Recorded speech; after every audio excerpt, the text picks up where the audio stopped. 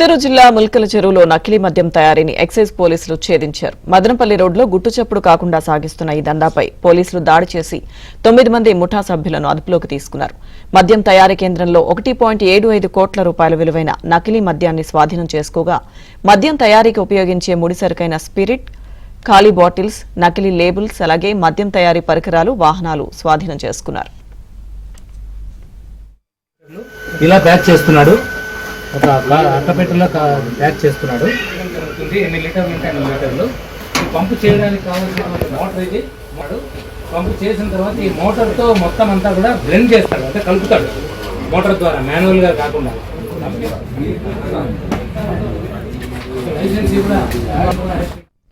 ఈ వ్యవహారంలో కీలక విషయాలు వెలుగులోకి వస్తున్నాయి. తమిళనాడు, ఒరిస్సా ప్రాంతాల నుంచి కూలీలు తీసుకొచ్చి వారి ద్వారా మద్యం తయారు చేస్తున్నట్లు పోలీసులు గుర్తించారు. నకిలీ మద్యం వ్యవహారంలో అసలు పాత్రధారులు ఎవరు, సూత్రధారులు ఎవరు అన్నది తేల్చే పనిలో ఎక్సైజ్ పోలీసులు నిమగ్నమయ్యారు.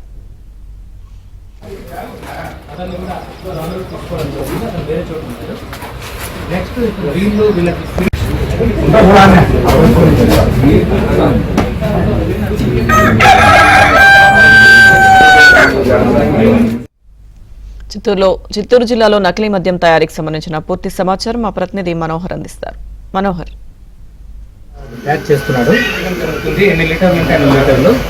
పంపు చేయడానికి కావాల్సినటువంటి మోటార్ ఇది.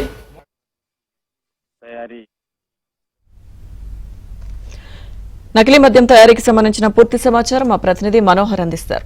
మనోహర్, లక్ష్మీదుర్గ తమ్మలపల్లి నియోజకవర్గం పరిధిలో ఉన్నటువంటి మొగల్ చెరువు కేంద్రంగా సాగుతున్నటువంటి నకిలీ మద్యం తయారీ గుట్టు రట్టు చేశారు ఎక్సైజ్ పోలీసులు. దీంతో దాదాపు 1,75,00,000 రూపాయలు విలువ చేసే మద్యాన్ని స్వాధీనం చేసుకోవడంతో పాటు అక్కడ తయారీకి సంబంధించినటువంటి ముడి సరుకు స్పిరిట్, అదేవిధంగా మన ఖాళీ బాటిల్స్, నకిలీ లేబుల్స్ తో పాటు అనేక యంత్ర పరికరాలు, వాహనాలు కూడా ఎక్సైజ్ పోలీసులు సీజ్ చేయడం జరిగింది. మొత్తము 9 మంది వ్యక్తులను అదుపులోకి తీసుకోవడం జరిగింది.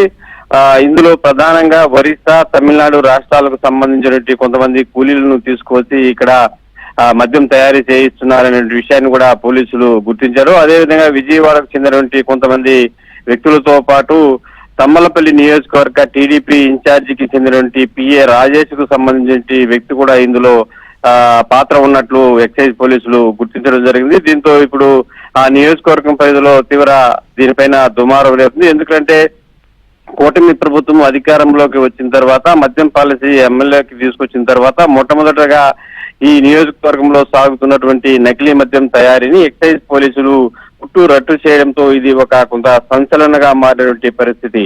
మొత్తానికి దీని వెనుక ఎవరు ఉన్నారు, తయారు చేస్తున్నది ఎవరు, విక్రయిస్తున్నది ఎవరు, ఇది ఎక్కడెక్కడికి వెళ్తుంది, ఏ విధంగా వెళ్తుంది షాపులు అనేటువంటి అంశాలపైన కూడా ఎక్సైజ్ పోలీసులు ప్రత్యేకమైన దృష్టి సారించినటువంటి నేపథ్యంలో భారీ మొత్తంలో ఈ నకిలీ మద్యం తయారీని పట్టుకోవడంతో ఇప్పుడు ఇది కొంత రాష్ట్ర వ్యాప్తంగా కూడా కొంత తీవ్ర సంచలనం అయితే కలిగిస్తుందని చెప్పాలి. Lakshmidurga. Okay Manohar, thank you. పంపు చేసిన తర్వాత ఈ మోటార్తో మొత్తం అంతా కూడా బ్లెండ్ చేస్తాడు, అంటే కలుపుతాడు మోటార్ ద్వారా, మాన్యువల్ గా కాకుండా.